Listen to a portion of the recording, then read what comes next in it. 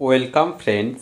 West Bengal board of primary এডুকেশনের পক্ষ থেকে টেট 2023-এর প্রভিশনাল অ্যান্সার কি প্রকাশ করলো পর্ষদ। তোমরা দেখতেই পাচ্ছ অফিসিয়াল নোটিফিকেশনটি, যেটি West Bengal board of primary এডুকেশনের পক্ষ থেকে পাবলিশ করা হয়েছে। ডেটটা রয়েছে দেখো 7/5/2024, অর্থাৎ আজ জাস্ট কিছুক্ষণ আগেই অফিসিয়াল নোটিফিকেশনটি প্রকাশিত হয়েছে। কি বলা হচ্ছে দেখো, pertaining to declaration of provisional answer keys to questions of TET 2023 and invitation for argumentation in opposition to answer keys through OCMS। অর্থাৎ যেটি বলা হচ্ছে, যদি কারো কোনো প্রশ্ন চ্যালেঞ্জ করার থাকে তাহলে সেক্ষেত্রে সেটি কিভাবে করতে হবে সেই সম্পূর্ণ বিষয়টি এখানে উল্লেখিত রয়েছে।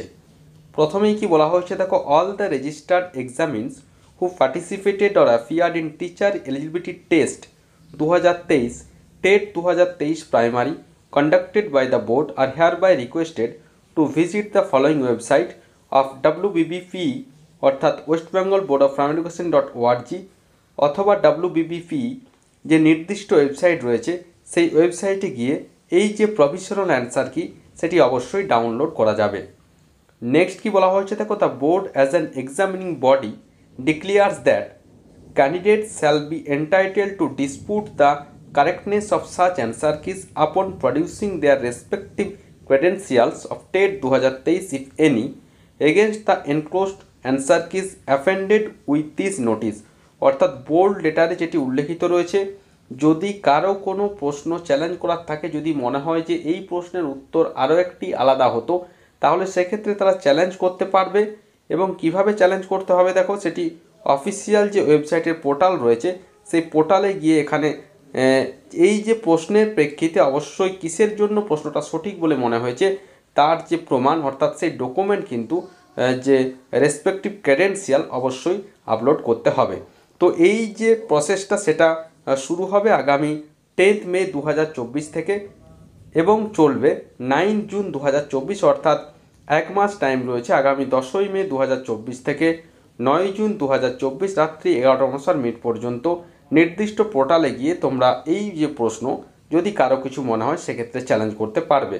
এবং অনলাইন পেমেন্ট করতে হবে পার কোশ্চেন 500 পার কোশ্চেন, অর্থাৎ প্রতিটি প্রশ্নের জন্য 500 টাকা করে এখানে কিন্তু পেমেন্ট করতে হবে, সেটা ডেবিট অথবা ক্রেডিট কার্ডের মাধ্যমে। এবং প্রশ্নের পরিপ্রেক্ষিতে যে ডকুমেন্ট অর্থাৎ যে ভ্যালিড ক্রেডেন্সিয়াল সেটি কিন্তু অবশ্যই আপলোড করতে হবে।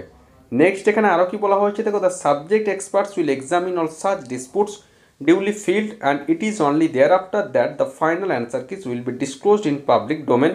অর্থাৎ যেটি বলা হচ্ছে, পরবর্তী ক্ষেত্রে এই যে চ্যালেঞ্জ হবে সেই চ্যালেঞ্জ প্রশ্নগুলি বিভিন্ন যারা এক্সপার্টরা রয়েছেন তারা অবশ্যই পর্যবেক্ষণ করবেন এবং তারপরেই কিন্তু ফাইনাল অ্যান্সার কি প্রকাশ করা হবে।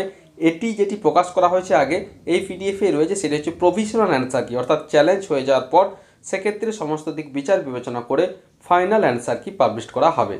এবং যেটা বলা হয়েছে দেখো, no grievance with regard to answer keys after declaration of TET 2023 results will be entertain.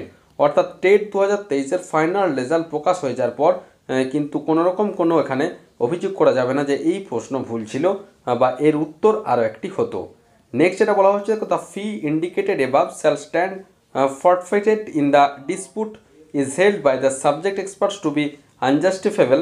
Similarly the fee indicated above shall stand refunded by the board.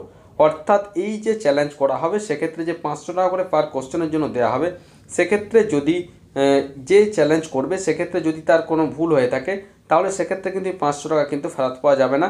এবং একই রকমভাবে প্রার্থী যদি চ্যালেঞ্জ করে সেক্ষেত্রে যদি দেখা যায় যে প্রার্থীর উত্তরটি সঠিক বলে মনে হয়েছে যারা পর্যবেক্ষণ করবেন, সেক্ষেত্রে কিন্তু এই 500 টাকা করে কিন্তু ফেরত দিয়ে দেওয়া হবে। অর্থাৎ যতগুলি কোশ্চেন এখানে চ্যালেঞ্জ করা হবে তার যতগুলি ঠিক হবে সেক্ষেত্রে কিন্তু এই যে 500 টাকা করে যে পার কোশ্চেন ফিটা রয়েছে সেটা কিন্তু অবশ্যই রিফান্ড করে দেওয়া হবে।